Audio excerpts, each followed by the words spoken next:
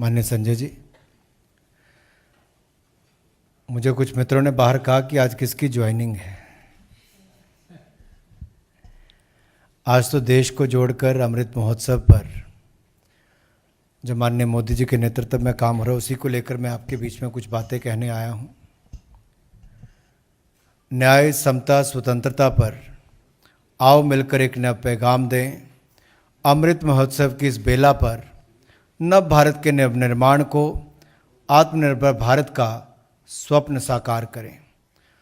आज़ादी का अमृत महोत्सव भारत सरकार आज़ादी के 75 साल, उसके लोगों, संस्कृति और उपलब्धियों के गौरवशाली इतिहास को मनाने की एक अनूठी पहल है। जैसा कि माननीय प्रधानमंत्री मोदी जी ने कहा कि आज़ादी का अमृत महोत्सव का अर्थ है स्वतंत्रता की ऊर्जा का अमृत, स्वतंत्रता संग्राम के योद्धाओं की प्रेरणा का अमृत, नए विचारों और प्रतिज्ञाओं का अमृत, आत्मनिर्भरता का अमृत। इसीलिए यह महोत्सव राष्ट्र जागरण का पर्व है, सुशासन के सपनों को साकार करने का त्यौहार और वैश्विक शांति और विकास का त्यौहार।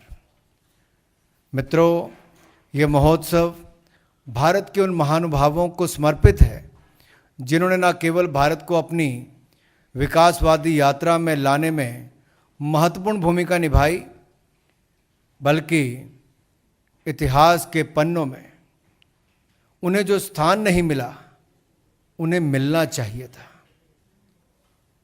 इतिहास साक्षी है कि किसी राष्ट्र का गौरव तभी जागृत होता है, किसी राष्ट्र का गौरव तभी जागृत रहता है जब वो अपने स्वाभिमान और बलिदान की परंपराओं को अगली पीढ़ी को भी सिखाता है, संस्कारित करता है और उन्हें इसके लिए निरंतर प्रेरित करता है।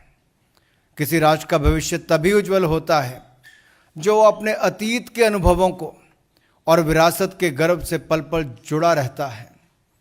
फिर भारत के पास तो गर्व करने के लिए अथाह भंडार है, समृद्ध इतिहास है, चैतन्यमय संस्कृति विरासत है।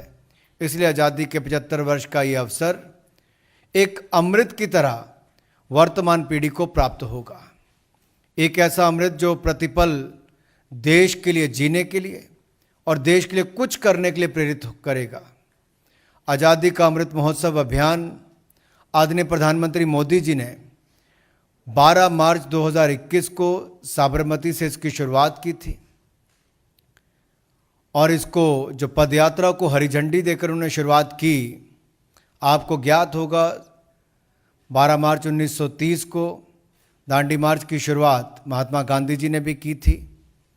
और कहीं ना कहीं इस साल जहां हम 15 अगस्त 2022 को 75 वर्ष आज़ादी के मनाएंगे, उससे ठीक 75 हफ्ते पहले इसकी शुरुआत की गई और ये 75 सप्ताह पहले शुरुआत की गई और अगले 15 अगस्त 2023 तक आज़ादी का अमृत महोत्सव कार्यक्रम चलेगा। आज़ादी का अमृत महोत्सव की रूपरेखा बनाने के लिए केंद्रीय गृह मंत्री आदरणीय अमित शाह जी की अध्यक्षता में एक कमेटी का गठन हुआ। इसको नेशनल इम्प्लीमेंटेशन कमेटी का नाम दिया गया है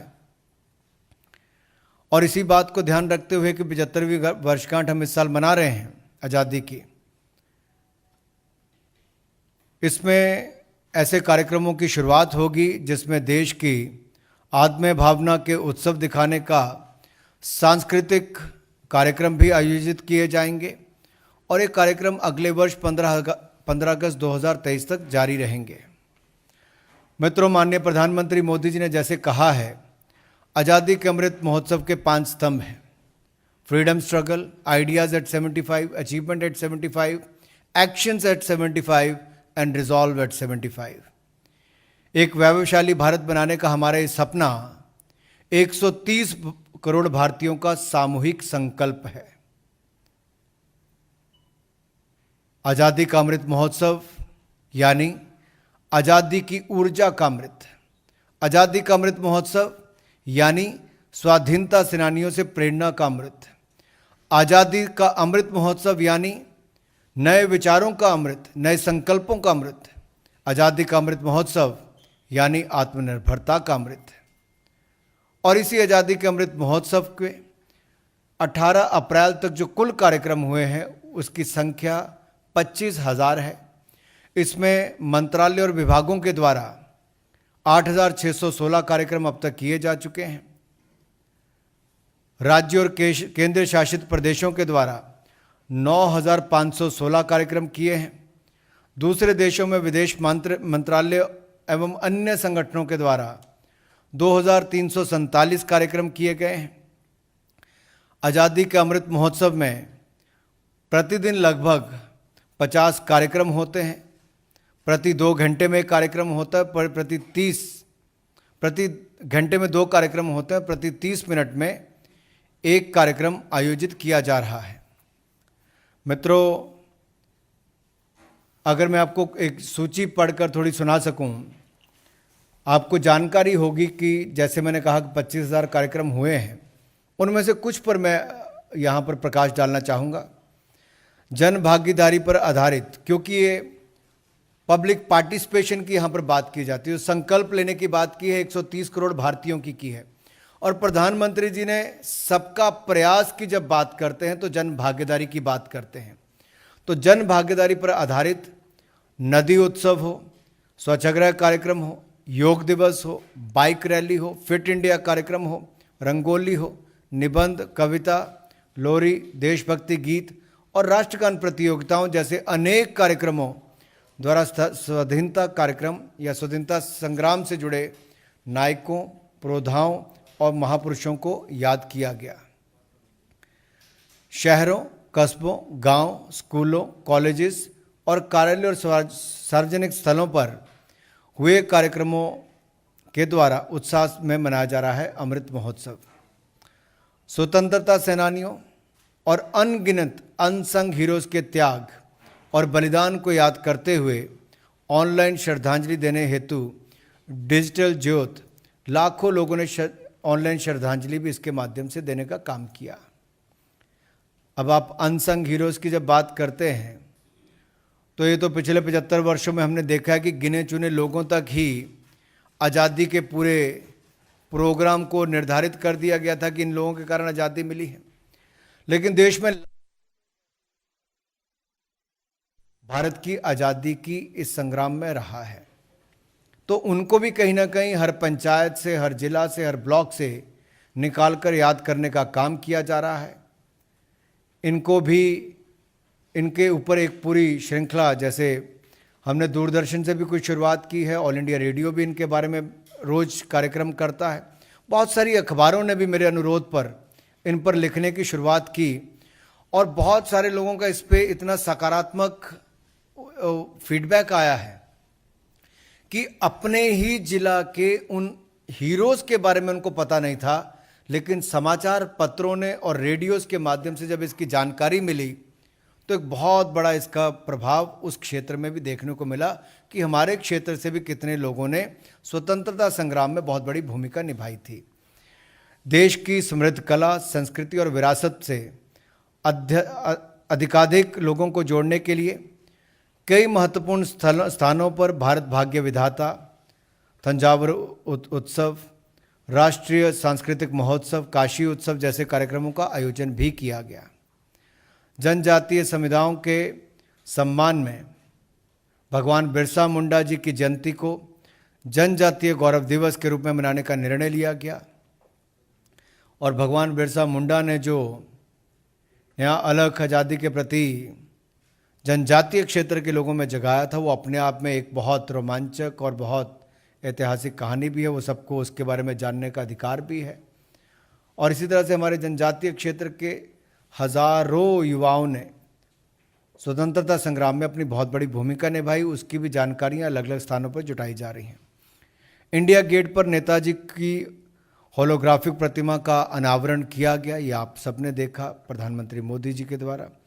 शहीद दिवस पर कोलकाता में विप्लवी भारत गैलरी का उद्घाटन किया गया।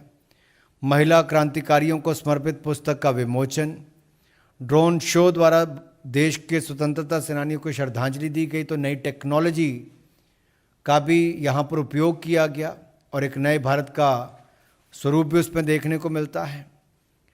एक भारत श्रेष्ठ भारत, इस पर बहुत बल मोदी जी ने पिछले 7 वर्षों में वैसे भी दिया है और इस एक भारत श्रेष्ठ भारत की भावना को प्रगाढ़ करते वंदे मातरम कार्यक्रम का आयोजन, देश भर के कलाकारों को रिपब्लिक डे परेड में भाग लेने का मिला मौका, लद्दाख में पहली बार दुनिया का सबसे बड़ा खादी से बना 225 फीट का राष्ट्रीय ध्वज फहराया गया, आधुनिक भारत के निर्माण में सभी प्रधानमंत्रियों का किया गया सम्मान, प्रधानमंत्री संग्रहालय के माध्यम से देश के प्रधानमंत्रियों के योगदान को दर्शाने का एक काम किया गया। और मुझे आशा है कि आप सब ने प्रधानमंत्री संग्रहालय देखा भी होगा और मैं देश भर के लोगों को कहना चाहता हूं कि आप भी आइए, प्रधानमंत्री संग्रहालय को देखिए। 1 करोड़ से अधिक बच्चों ने प्रधानमंत्री जी को पोस्ट कार्ड लिखे हैं और भविष्य के भारत पर अपने विचार, अपने सपनों को साझा किया है। अमृत महोत्सव के तहत देश भर में हर्षोल्लास से मनाया गया उमंग उड़ान उत्सव, 75 लाख पतंगों ने भरी उड़ान। ये अपने आप में दिखाता है कि अलग अलग तरह के कार्यक्रम पूरे देश भर में किए गए, जिससे जन भागीदारी हो, जन जागरण हो और आज की पीढ़ी को भविष्य के लिए तैयार किया जा सके।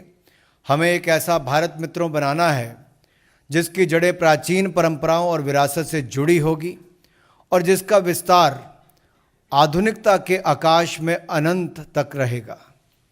हमें अपनी संस्कृति, अपनी सभ्यता, अपने संस्कारों को जीवंत रखना है, अपनी आध्यात्मिकता को, अपनी विविधता को संरक्षित और संवर्धित करना है और साथ ही टेक्नोलॉजी, इंफ्रास्ट्रक्चर, एजुकेशन, हेल्थ को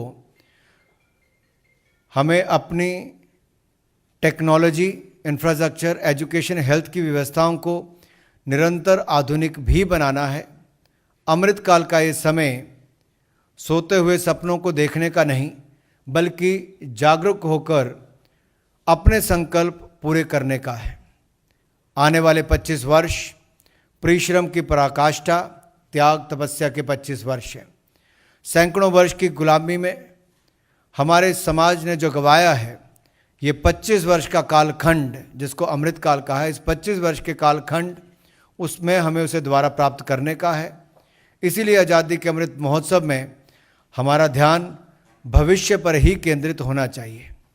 तो अंत में मैं इतना ही कहूँगा, मिलकर हम सब आज़ादी का अमृत महोत्सव बनाएं, जन गण मन सब मिलकर राष्ट्र चेतना की अलख जगाएं। धन्यवाद।